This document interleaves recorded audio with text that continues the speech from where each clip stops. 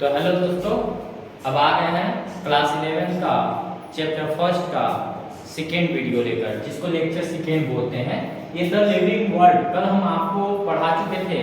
उसके आगे से हम यहाँ पे बताने जाएंगे आपको और बताने की कोशिश करते हैं। देखिए क्या है, कल सजीव कल बता दिए थे। अब सजीवों के गुण क्या होता है? सजीव कल बताए थे कि जो जैविक क्रिया करता है उसे हम क्या कहते हैं? सजीव कहते हैं। जैविक क्रिया करने का मतलब क्या थी?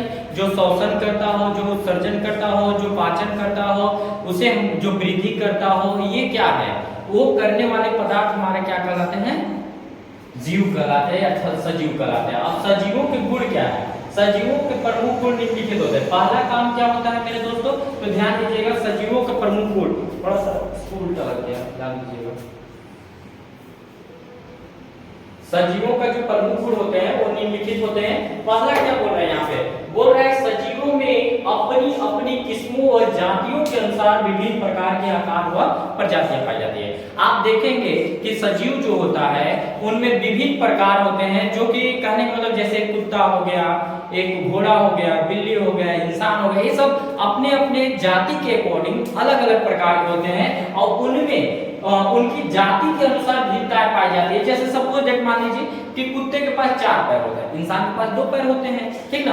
अब आगे बात करते हैं, सजीव में विशिष्ट रासायनिक संगठन पाया जाता है और इनमें बड़े व जटिल कार्बनिक पदार्थों से बना तंत्र पाया जाता है। आप देखेंगे कि यहाँ पे बोल क्या रहा है, सजीवों में जो विशिष्ट रासायनिक संगठन होता है, यानी सजीव जो होते हैं वो एक विशिष्ट रासायनिक संगठन द्वारा मिलकर बने होते हैं। जैसे सपोज दैट हमारी जो बॉडी की सबसे छोटी इकाई है उसको क्या कहते हैं? सेल कहते हैं। अब सेल एक जगह पे हो जाता है तो वो क्या बना देता है? उत्तक बना देता है, जिसको हम टिश्यूज बोलते हैं, ठीक ना।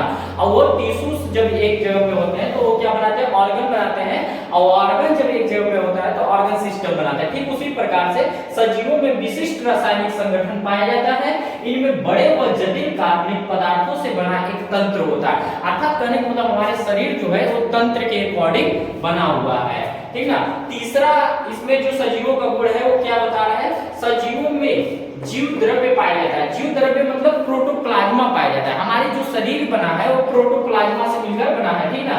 जीव द्रव्य सजीव का जीवन का भौतिक आधार होता है, यानी हमारे शरीर का जो भौतिक आधार होता है वो क्या होता है? प्रोटोप्लाज्मा होता है।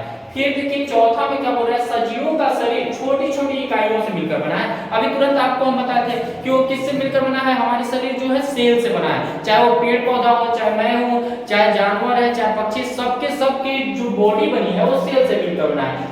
जिसे हम क्या कहते हैं? कोशिका कहते हैं। और कोशिका का जो खोज करता है उनका नाम है रॉबर्ट हुक। क्या नाम है मेरे दोस्तों? Robert Hooke. रॉबर्ट हुक कक्षा 9 में हम लोग पढ़ के आए। रॉबर्ट हुक ने 1665 ईस्वी में कोशिका का खोज किया था।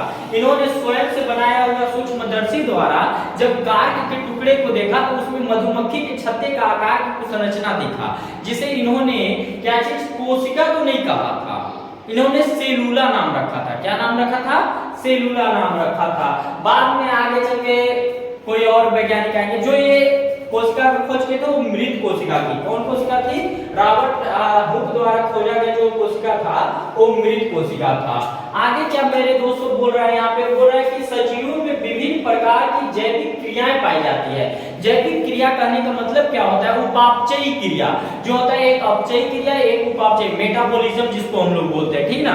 तो देखो हम लोग जो होता है कि कभी कभी सरल कार्बनिक पदार्थ खाते हैं, कभी कभी जटिल कार्बनिक पदार्थ खाते हैं। तो जटिल कार्बनिक पदार्थों को सरल कार्बनिक पदार्थों में तोड़ना होता है। इस प्रकार के रासायनिक जो सजीवों में प्रकार की विभिन्न जैविक क्रियाएं पाई जाती है वो उपापचयी क्रिया होती है, ठीक ना। आगे हम बात करेंगे, सजीवों में गमन पाया जाता है। गमन का मतलब क्या होता है मेरे दोस्तों? वो एक जगह से दूसरे जगह तक जा सकते हैं, परंतु पेड़ पौधे में नहीं पाया जाता। पेड़ पौधे इसके एक्सेप्शन है, अर्थात कहने मतलब अपवाद है, ठीक। आगे बात करते हैं कि सजीवों में गमन पाया जाता है, अर्थात गति पाया जाता है, ठीक। सजीवों में वृद्धि पाया जाता है, जनन पाया जाता है। आगे क्या बोलता है? संवेदनशीलता पाया जाता है, आदि जैविक क्रियाएं होती है। यानी कहने का मतलब सजीव आप ऐसे नहीं किसी को कह दोगे। सजीव एक ऐसा पदार्थ है जिसमें क्या क्या पाया जाता है? वृद्धि पाया जाता है, जनन पाया जाता है, संवेदनशीलता पाया जाता है, आदि जैविक क्रियाएं पाया जाता है, ठीक ना। अब आता है जैव विविधता क्या है? जो हमारा चैप्टर है ओरिजिनल तौर पर यहाँ से स्टार्ट होता है कि जैव विविधता क्या है। तो देखिए इस विशाल जगत में, यानी ये पूरी की पूरी ब्रह्मांड की हम बात कर रहे हैं, विभिन्न प्रकार को आपको जीव देखने को मिलेगा। अब आप देखते होंगे विभिन्न प्रकार के पेड़ पौधा पाए जाते हैं, विभिन्न प्रकार के जीव जंतु पाए जाते हैं, चारों ओर असंख्य जीव विद्यमान है। इसमें से असंख्य जीवों का हम बिना किसी कठिनाई से देख सकते हैं, परंतु कुछ जीवों को हम लोग सूक्ष्मदर्शी द्वारा देखते हैं, ठीक ना, जिसे हम सूक्ष्म जीव कहते हैं, देख पाते, परंतु अनेक जीव ऐसे हैं जिन्हें बिना सूक्ष्मदर्शी के नहीं देखा जा सकता है। आश्चर्यचकित करने वाला बात यह है कि जीवों में असाधारण भिन्नताएं पाई जाती है। तो आप देखे होंगे हर जीव अपने अकॉर्डिंग अलग अलग प्रकार के दिखते हैं। जैसे जानवर का तुलना आप इंसान से नहीं कर सकते हैं, ठीक ना, उसी तरह से पृथ्वी पर जो जीवन की उत्पत्ति हुई है, यहाँ पे हम बात करते हैं पृथ्वी पर जीवन की उत्पत्ति की बात, तो पृथ्वी पर जीवन की उत्पत्ति जो हुई है वो कितने में हुआ है? 4.6 अरब वर्ष पहले। सोच लीजिए कि जीवों की उत्पत्ति कब हुआ है? 4.6 अरब वर्ष पहले। इसकी अलग अलग मान्यता है कि कैसे जीव आए, कैसे क्या है। कभी कभी लोग पूछ देता है कि यार मुर्गी आया कि अंडा आया, ऐसा कुछ नहीं, जैविक क्रियाएं हैं, दोनों एक साथ आया, ऐसे बोल सकते हैं आप, ठीक ना। आगे देखते हैं, जाता है तब से आज तक अनेक जीवधारियों का विकास हुआ। आज तक अनेक जीवधारियों का विकास हुआ और कुछ जीवधारी यहाँ से विलुप्त भी हो गए, ठीक ना, विकास हुआ और कुछ विलुप्त भी हो गए। जैसे डायनासोर की प्रजाति की बात कर लीजिए, तो डायनासोर आज से कई साल अरब पहले थे, इसके बाद यहाँ पे कई मान्यता है कि उनका पिंड आकर गिरा, उसके बाद क्या हुआ, उनकी विनाश हो गई, ऐसे ऐसे मान्यताएं आपको मिलेंगी, ठीक ना। तो वो पर हम लोग को नहीं चलना है, हम लोग को अपनी चैप्टर पर ध्यान देना है। वर्गीकी एवं वर्गीकरण क्या है? वर्गीकरण मतलब क्लासिफिकेशन, यानी बंटवारा।